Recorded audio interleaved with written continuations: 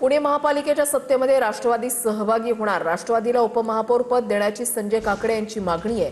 राज्यामध्ये सत्तेत असताना पुणे महापालिकेतही सत्तेत असणं गरजेचं सुनेत्रा पवार आणि पक्षातील वरिष्ठ निर्णय घेतील असं काकडेंनी म्हटलंय।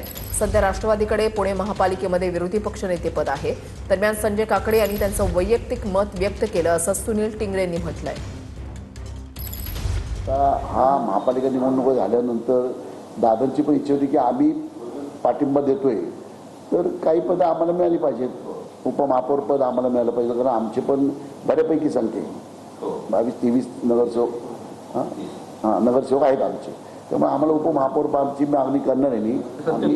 सत्तेत म्हणजे माझी इच्छा आहे।